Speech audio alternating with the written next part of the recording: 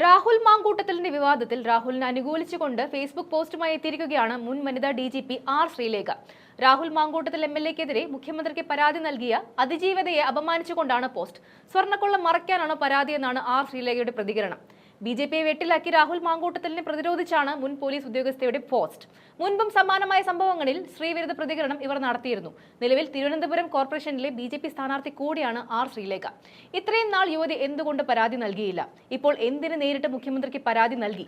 പ്രതിക്ക് ഫോണും ഓഫാക്കി മുങ്ങാനുള്ള മുൻകൂർ ജാമ്യാപേക്ഷ നേടാനുള്ള അവസരത്തിനോ അതോ ശബരിമലയിൽ സ്വർണ്ണക്കൊള്ളയിൽ വമ്പന്മാരായ കൂടുതൽ പേരെ അറസ്റ്റ് ചെയ്യാതിരിക്കാനോ എന്നാണ് ശ്രീലേഖ തന്റെ FB പോസ്റ്റിലൂടെ കുറിച്ചത്. ശ്രീലേഖയുടെ ഈ രീതിയിലുള്ള പ്രതികരണം സമൂഹ മാധ്യമങ്ങളിലും പൊതുചർച്ചകളിലും ശക്തമായ വിമർശനങ്ങൾക്കും വഴിവെച്ചിരിക്കുകയാണ്. പ്രത്യേകിച്ച് ഒരു വനിതാ മുൻ DGP എന്ന നിലയിൽ ഇത്തരം കടന്നാക്രമണങ്ങൾ അവരിൽ നിന്നും പ്രതീക്ഷിച്ചില്ലായിരുന്നു എന്നാണ് വിമർശകരുടെ അഭിപ്രായം. കൂടാതെ ശ്രീലേഖ ഇപ്പോൾ തിരുവനന്തപുരം കോർപ്പറേഷനിലെ BJP സ്ഥാനാർത്ഥിയാണെന്നുള്ള രാഷ്ട്രീയ സാഹചര്യം കൂടി കണക്കിലെടുക്കുമ്പോൾ സ്ത്രീവിരുദ്ധ അഭിപ്രായ പ്രകടനത്തിന് പിന്നിൽ പാർട്ടിപരമായ ലക്ഷ്യങ്ങളുണ്ടോ എന്ന ചോദ്യവും ഉയർത്തുന്നു.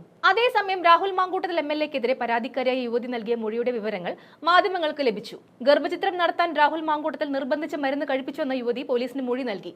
ബംഗളൂരുവിൽ നിന്ന് രാഹുലിന്റെ സുഹൃത്ത് മരുന്ന് എത്തിച്ചു നൽകിയെന്നും മരുന്ന് കഴിച്ചെന്ന് വീഡിയോ കോൾ വിളിച്ച് രാഹുൽ ഉറപ്പുവരുത്തിയെന്നും യുവതി പോലീസിനോട് പറഞ്ഞു. 20ഓളം പേജ് വരുന്ന മൊഴിയാണ് പോലീസ് രേഖപ്പെടുത്തിയത്. 5.5 മണിക്കൂറോളം മൊഴിയെടുപ്പ് നീണ്ടു. പെൺകുട്ടിയെ വൈദ്യപരിശോധനയ്ക്ക് വിധേയമാക്കിയ ശേഷം രഹസ്യമൊഴി രേഖപ്പെടുത്തും.